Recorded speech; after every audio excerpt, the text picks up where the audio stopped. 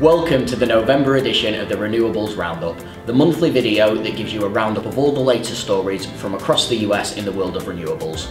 I'm your host Eddie Maunda, Principal Consultant at Coalesce Management Consulting, the renewable energy consultancy who provide engineering, construction and project management services on renewable energy projects globally. This monthly video provides you with information about targets, upcoming projects and news from across the US to make it easier for you to keep up with the latest updates. Our top story this month is in the offshore wind industry. Vineyard Wind announced that cable installation for the first commercial scale offshore wind farm has begun approximately 15 miles south of Martha's Vineyard. The company announced that it expects to begin nearshore cable work off the south coast of Cape Cod in the near future. The work is being conducted by Prysmian Group, the global leader in subsea cable manufacturing and installation. Prysmian recently announced plans to build the first US-based offshore wind subsea cable factory in Somerset, Massachusetts, adding to its strong North American footprint that already includes 28 manufacturing facilities. Vineyard Wind's CEO, Klaus Muller, said, "For a project that has achieved many firsts, the beginning of the offshore cable installation is perhaps the most significant we have achieved so far. To get to this point has required an amazing effort by the Vineyard Wind team, and we are proud to work with Prysmian, a company with world-class experience dedicated to creating jobs in Massachusetts." French energy giant TotalEnergies has pulled ahead of rivals Shell and BP in the race to build up a renewables business. But despite the growing focus on climate, investors remain cautious for now, with shares of the three European giants trailing their oil and gas-focused US rivals Exxon and Chevron this year. TotalEnergies had a portfolio of 7.4 gigawatts of net installed renewables capacity by the end of September, according to company data. Following investments such as a $2 billion partnership with India's Adani Group last year and the acquisition of a 50% stake in Clearway, one of the largest US renewable firms. BP, by comparison, has so far built up 2 gigawatts of operating renewables capacity, partly through its 50% stake in Lightsource BP, one of the world's largest top solar producers. And Shell's net capacity is slightly higher at 2.2 gigawatts, with acquisitions including US producer Savion and Indian renewables platform Spring Energy earlier this year.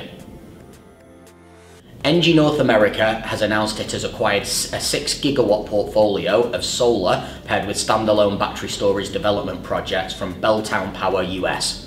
The transaction includes 33 projects comprising of 2.7 gigawatts of solar with 0.7 gigawatts of paired storage and 2.6 gigawatts of standalone battery storage. ENGIE already has a strong position in North America with 3.9 gigawatts of installed renewable capacity at 100% operating capacity as of June 30th, 2022. The projects are a strong addition to ENGIE's existing renewables and storage pipelines in the US. Brookfield Renewable Partners, a Canadian-listed renewable energy developer, plans to commission more than 10 gigawatts of utility and distributed solar, storage and wind projects over the next 3 years. Building its portfolio from 3 newly acquired businesses, Scout Clean Energy, Standard Solar and Urban Grid. Fresh off a trio of mergers and acquisitions, deals including most recently Standard Solar for $540 million and Scout Clean Energy for $1 billion, the Canadian project development company aims to accelerate project development efforts later in the next decade. Enel has announced their intention to build their first solar PV panel manufacturing facility in the United States. The proposed facility is expected to accelerate the growth of US-generated energy by producing at least 3 gigawatts and potentially scaling up to 6 gigawatts of American-made solar panels annually, and it will also create up to 1,500 new local jobs. Longroad Energy has announced a successful financing and commencement of construction of the Three Corners Solar Project in Kennebec County, Maine. The $200 million project has been in development for 5 years, and upon completion in late 2023 or early 2024 will be the largest solar project in Maine. Total output from the project will be purchased by EDF Energy Services via a long-term power purchase agreement.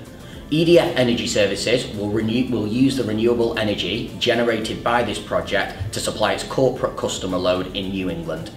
The PPA sets the record as the largest corporate PPA in the New England power grid signed to date.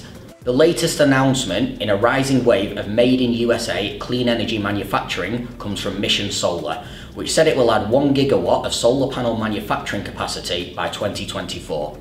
The first wave of the build-out will be to add 300 megawatts to the annual production line that begins its expansion in Q4 of 2022. Mission Solar has been providing US-made solar modules from its Texas facility for 10 years and now sets its sights on expansion as the energy transition ramps up in the US. The New York State Public Service Commission has approved a transmission line that will deliver electricity from Sunrise Wind Farm off the coast of Long Island to the existing electrical grid in New York State. The Sunrise Wind Farm is being developed in a joint venture by Ørsted and Eversource Energy. The 25-mile offshore and onshore transmission line will carry electricity from the wind farm to an existing substation in Brookhaven, Suffolk County, New York. They were the top stories from the US renewables market in November. If you've enjoyed the video, please give it a like, comment, share, or even better, all three. If you have any renewable energy projects coming up, CMC provides engineering, construction, and project management services to help you deliver your project ahead of schedule and under budget. For more information, please visit our website or reach out to myself directly on LinkedIn. Thank you for watching. I'm Eddie Maunder, and this has been the Renewables Roundup. I hope to see you again next month.